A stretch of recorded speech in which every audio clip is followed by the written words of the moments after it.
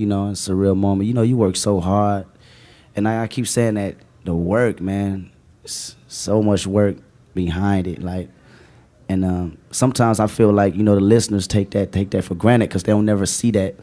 They don't see how we sat in a 12-passenger van with 14 cats and followed game tour bus all the way from L.A. to Rhode Island for 2 months.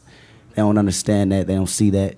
And they don't see the struggles of going to these label meetings, knocking on these doors and, you know, jeopardizing, you know, your dignity to make this certain type of record, and then the hardships and you having no job because you want to make studio time and you paying for studio time and you just want somebody to listen. They don't understand that. So that moment right there was all the emotions coming out, you know, on stage, you know, from the hurt, you know, and the struggle that my family been through, the ones I lost, the ones that want to see me make it, but, you know, didn't get to see that moment. All that came out on that very stage.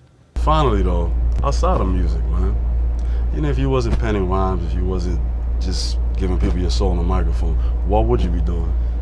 If I wasn't doing this, I definitely would not have a regular job.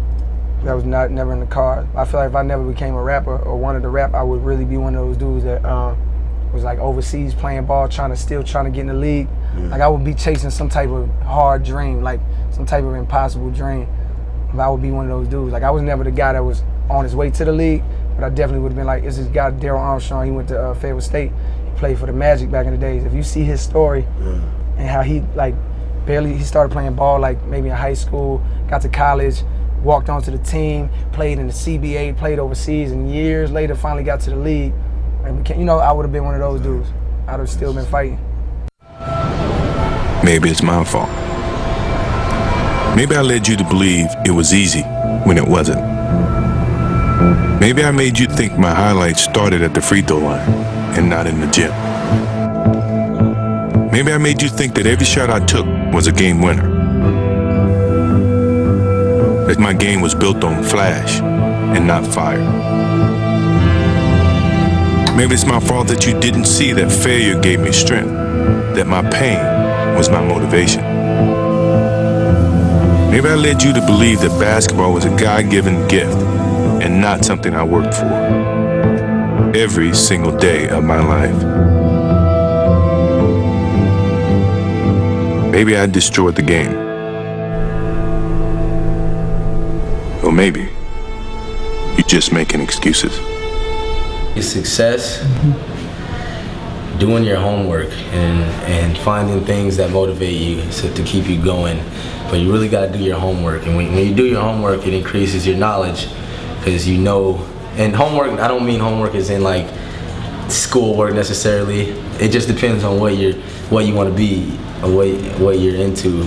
Just study everything about it. If you want to be a rapper, study everything about it. Study the rappers who made it big, study the rappers who didn't make it big, understand why certain rappers made it big, understand why the ones who wanted to make it big didn't make it big, understand what you have to understand all these things. Like you can't just come in like one track minded, like I'm gonna just do this and not understand any of that, because you may need to apply those to your life or career one day. And it's not just with music, it's anything else, whether you could be playing tennis or anything. It's just do your homework and you just have to increase your knowledge as much as you can on what you're trying to pursue.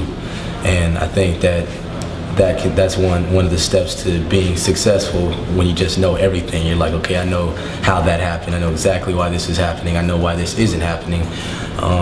Working hard, putting your nose down, your head down, running your race, working hard. And when you think you're working hard, working harder. I was telling my man, Max XL, 10 freshmen make that cover, but there's a million out there. Stop. Everybody wants your spot, bro. What's gonna separate you? Not just talent. It's Michael Jordans that grew in my neighborhood. But they ain't work hard. You know what I'm saying? So just work hard. What else is the key to success? It's who you surround yourself with is very important. If you're around a bunch of lowlives, it can be hard because your mind is like, oh man, today I'm gonna go hit the gym, I'm gonna go work out, so I get buff. And then they're like, hey yo man, come over man, let's chill, man. I got these homies coming over, let's go, whatever. It's just something to throw you off, and then stuff like that can happen. And you can say, and then one day, you know, you can just be like, okay, I'll go hang with the homie instead of going to work out or going to practice skateboarding or rapping or whatever, and then it turns into a pattern, and then years go by and you're like, damn, I've been hanging with these motherfuckers for 10 years and I haven't done shit.